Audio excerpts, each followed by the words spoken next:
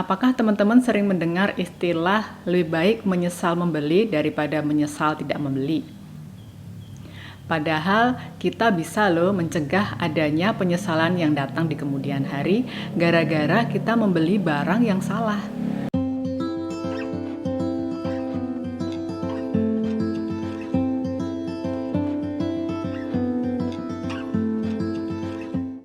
Halo, salam sejahtera untuk kita semua. Nama aku Maria dan ini adalah channel aku Breakfast with Lucas.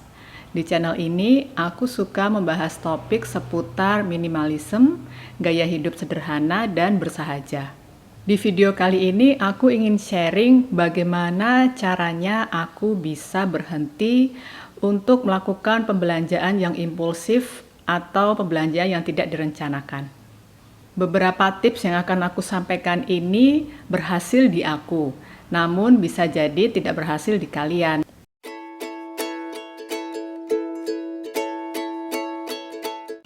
Yang pertama adalah know your trigger.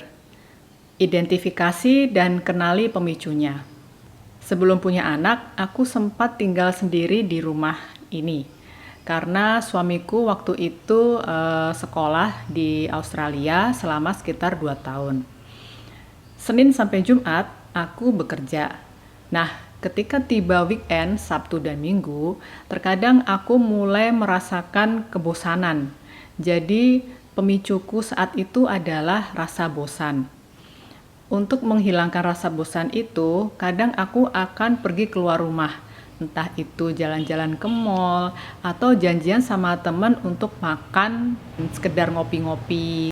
Ketika aku jalan-jalan ke mall ini, sebetulnya aku nggak terlalu suka sama yang namanya beli baju ya, maksudnya fashion trend itu aku nggak terlalu suka. Tapi aku akan sangat tergoda dengan yang namanya buku. Ketika masuk ke toko buku, aku akan mencari buku yang buat aku menarik untuk dibaca untuk mengisi waktu luang. Dengan harapan buku yang aku beli itu akan menghilangkan rasa bosan di weekend yang berikutnya. Padahal kenyataannya, ketika tiba mendonasikan buku-buku yang aku punya, ternyata masih ada loh buku-buku yang masih dibungkus plastik. Berarti itu artinya aku belanja secara impulsif dong, karena pada akhirnya buku-buku yang aku beli itu nggak aku baca sama sekali. Akhirnya untuk menghilangkan rasa bosan ini atau bengong-bengong nggak jelas di weekend, aku mencari kegiatan lain. Salah satunya adalah aku mengikuti komunitas di gereja.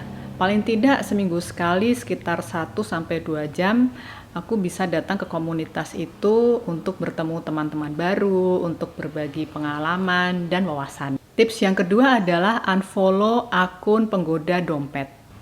Aku yakin teman-teman yang sedang nonton video ini pasti punya akun sosial media, entah itu Facebook maupun Instagram, atau bahkan TikTok. Sosial media itu selain menjadi tempat untuk hiburan, kita juga bisa mendapatkan informasi serta promosi beberapa barang atau produk baru yang biasanya muncul atau disajikan oleh influencer yang kita follow.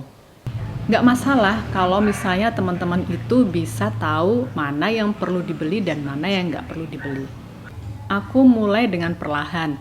Pertama dari unfollow account influencer yang tadinya menurut aku dia itu oke banget nih buat di follow. Tetapi pada akhirnya kayaknya gaya hidup dia itu udah nggak sesuai dengan value yang aku pegang. Jadinya aku unfollow si influencer ini. Jadi sekarang aku tidak akan menghabiskan waktu berlama-lama di sosial media. Yang ketiga adalah unsubscribe email marketing. Sebelumnya, aku install aplikasi belanja fashion online. Nah, dari aplikasi itu sebetulnya waktu itu aku suka untuk window shopping aja, scrolling gitu kan. Seru ya, lihat baju-baju ini bagus, sepatunya oke gitu kan. Kemudian ya iseng lah beberapa kalau pengen terus masukin ke wishlist aja gitu, di love aja dulu. Efek dari aku lovein, pencet-pencetin love itu, muncullah yang namanya email marketing. Nah, akhirnya aku unsubscribe itu si newsletter itu. Dan setelah unsubscribe, akhirnya aku juga memutuskan untuk uninstall si aplikasi ini. Sebetulnya aku bukan tipe orang yang suka membeli baju secara online, karena menurut aku baju dan sepatu itu paling enak ya dicoba langsung. Jadi kalau cuma ngeliat-ngeliat gitu tuh kayaknya kurang mantep gitu. Jadi aplikasi belanja online, fashion online ini jelas tidak terlalu aku pakai. Akhirnya aku uninstall aja. Yang keempat adalah buat budget. Setiap bulan aku tuh selalu bikin budget dengan metode yang cukup simple aja. Aku bagi cuman menjadi 3. Yang pertama adalah saving, yang kedua itu living, yang ketiga adalah playing. Belanja-belanja dan hiburan-hiburan yang membutuhkan uang itu akan aku masukkan ke dalam budget playing. Kebanyakan budget playing ini isinya kalau sekarang aku tuh lebih kepada makanan yang lucu-lucu kan, sekarang banyak banget ya makanan yang baru-baru, terus kayaknya lagi hits gitu, tempat makan hits. Kenapa harus dibudgetkan? Sebetulnya ini juga mencegah kita untuk tidak boros ya. Jadi misalnya kalau aku tadi bilang budget playing aku itu isinya makanan kekinian, itu misalnya dalam seminggu tuh aku budgetin 200.000 yang bisa makanan yang bisa dimakan seluruh keluarga ya, 200.000 misalnya. Kemudian ketika mendekati akhir bulan ternyata kuota budget aku nih mulai habis nih, padahal masih ada minggu depannya yang kayaknya aku mau jajan lagi nih. Nah, kalau kuota ini udah habis, maka ya udah aku berhenti untuk nggak beli makanan kekinian lagi gitu. Nah, disitulah si budget ini berperan supaya kita tidak melakukan pembelian yang tidak terencana. Ibaratnya kayak kita nggak over limit gitu loh, nggak over limit budget gitu. Jadi uang kita tetap aman. Yang kelima adalah membuat wish list. Mulailah membuat daftar mana yang kebutuhan versus mana yang keinginan. Jika kita memang membutuhkan sebuah barang, aku yakin teman-teman pasti di sini akan melakukan perencanaan dalam pembeliannya. Misalnya bisa mulai menabung. Nah, setelah tabungannya cukup, uangnya cukup terkumpul, kita pasti akan membeli barang yang kita butuhkan itu, ya kan? Berbeda dengan yang namanya impulse buying. Impulse buying itu adalah pembelanjaan atau pembelian yang tidak direncanakan sama sekali. Nah, sekarang kan belanja udah serba online ya, ada yang namanya marketplace. Nah, biasanya aku akan memasukkan barang-barang yang ingin tadi, yang cuma sekedar pengen tadi, ke dalam wishlist. Jadi, aku love-lovein tuh barang-barangnya mana yang aku ingin beli, kemudian aku tunggu tuh, kayak sekitar seminggu, 2 minggu, dan ternyata seringnya aku tuh selalu lupa bahwa barang itu ada di dalam wishlist. Kadang bisa sampai sebulan, 2 bulan gitu deh, aku baru inget ketika buka wishlist tuh, loh ternyata aku pernah ya masukin ini ke keranjang wishlist gitu kan. Nah, kalau udah gitu kan artinya berarti aku tuh nggak butuh-butuh amat sama barang itu. Dan yang kedua berarti aku tuh nggak bener-bener pengen punya barang itu. Berikutnya adalah coba peraturan one in, one out. Nah, peraturan ini biasanya aku terapkan di barang-barang yang berkaitan dengan fashion. Baju, sepatu, tas. One in, one out ini contohnya seperti ini. Misalnya aku ingin beli baju warna hitam. Sementara di lemari aku itu sebetulnya udah ada baju warna hitam. Cuman warna hitamnya udah kayak pudar-pudar gitu lah, udah mau ke abu-abu gitu kan. Nah, sebelum aku membeli baju warna hitam yang baru, aku harus mengeluarkan baju warna hitam yang lama dari lemari aku. Sehingga tumpukan bajunya tuh nggak akan bertambah, tapi tetap aja segitu gitu. Jadi kalau misalnya baju aku itu tumpukannya misalnya cuma ada 10 baju, ya udah pertahankan tetap di 10 baju itu. Jangan sampai dia menjadi 15 atau 20 atau 30. Intinya kalau mau masuk baju baru, keluarkan dulu baju yang lama. mengeluarkan baju dari lemari ini pun kita harus tetap berkesadaran loh. Ada dua cara. Yang pertama, dijual untuk pre-love.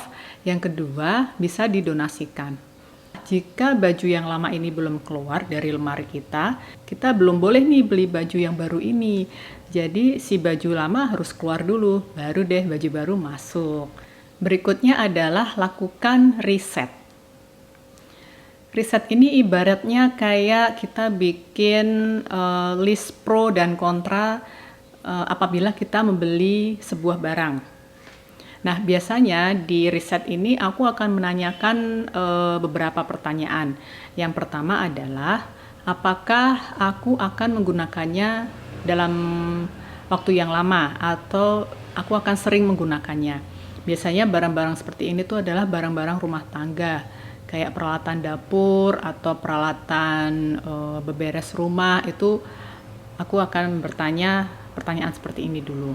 Pertanyaan yang kedua adalah, jika barang-barang yang mau aku beli ini tidak akan aku pakai dalam waktu yang lama atau aku nggak sering-sering pakai, maka pertanyaan yang kedua ini adalah, apakah aku bisa meminjam dari orang lain atau aku bisa menyewa? Sekarang kan banyak banget tuh kayak marketplace untuk sewa-sewa barang. Salah satu barang yang ada di rumah yang aku sewa adalah mainan anak, terutama sepeda, kemudian kayak mainan yang berkaitan dengan tumbuh kembang. Karena anak aku tuh gampang bosen ya sama satu mainan, dia akan pindah dari mainan satu ke mainan yang lain. Kayak kalau aku beliin mainan itu pada akhirnya dia cuman bermain selama seminggu, setelah itu dia lupa gitu. Jadi mendingan aku sewakan aja karena dia cepet bosen. Nah, riset yang ketiga adalah, apakah aku bisa membelinya secara second hand atau pre-love. Lalu yang terakhir adalah, apakah harganya worth for value. Seorang minimalis itu bukan berarti pelit loh, beda ya. Minimalis itu bisa saja dia membeli barang yang harganya mahal, akan tetapi lebih mempertimbangkan kualitas dibandingkan kuantitas. Setelah melakukan beberapa riset tadi, cobalah untuk menunggu selama sekitar paling tidak 30 hari. Peraturan menunggu 30 hari ini aku terapkan, misalnya suatu hari aku jalan-jalan ke mall nih, kemudian masuk ke sebuah gerai fashion. Di toko itu jika aku tertarik pada satu barang, misalnya baju atau sepatu, aku nggak akan langsung membeli barang itu, tetapi aku akan langsung keluar dari toko dulu, maksudnya menghilangkan bayang-bayang tentang barang itu dulu, keluar dari toko, kemudian aku pulang ke rumah dan aku akan menunggunya sampai sekitar 30 hari. Jika selama 30 hari itu aku lupa atau aku nggak kepikiran sama sekali tentang barang yang aku lihat di toko tadi, artinya aku memang nggak butuh barang itu. Bahkan aku mungkin memang hanya lapar mata sesaat gitu. Jadi diharapkan dengan menunggu selama 30 hari ini, kita juga bisa tahu mana yang sebetulnya pengen dan mana yang sebetulnya butuh. Tips berikutnya adalah bayar secara tunai. Sebisa mungkin kalau teman-teman itu mau berbelanja, mau membayar apapun itu, bayarlah secara tunai atau paling tidak pakai kartu debit. Secara psikologis nih, kalau misalnya kita berbelanja tunai, kan kita jadi berasa tuh kehilangan sejumlah uang ya kan, dan nanti di akhir bulan pasti kita juga akan merasa bahwa kok duitnya tinggal segini ya. Diharapkan juga dengan membayar secara cash kita jadi tahu kebiasaan keuangan kita setiap bulan, jadi kita bisa mengevaluasi apa aja sih barang-barang yang secara impulsif aku beli selama sebulan yang lalu. Jadi bulan berikutnya kita bisa mencegah untuk tidak melakukan pembelian yang impulsif lagi. Tips yang terakhir tapi bukan yang paling akhir adalah stop window shopping. Kalau memang berniat berhenti dari impulse buying, satu-satunya cara paling efektif adalah stop window shopping. Udah itu aja, nggak usah itu yang namanya jalan-jalan ke mall, lihat-lihat ke toko-toko baju, toko sepatu, nyari diskon, lihat toko make up, nggak usah. Jika window shopping itu menjadi salah satu pemicu untuk impulse buying, maka aku saranin teman-teman itu mulai mencari kegiatan lain yang bisa dilakukan kalau kalian itu punya waktu luang. Misalnya ikut kursus online sekarang banyak loh. Kemudian ikut komunitas atau mulai mencari hobi. Perlu diingat bahwa impulse buying itu tidak hanya berdampak buruk terhadap kondisi keuangan kita, akan tetapi juga berdampak buruk terhadap lingkungan. Nah, teman-teman, itu tadi sharing dari aku tentang bagaimana caranya untuk berhenti melakukan pembelian yang impulsif. Semoga postingan kali ini memberikan inspirasi ya. Sampai jumpa.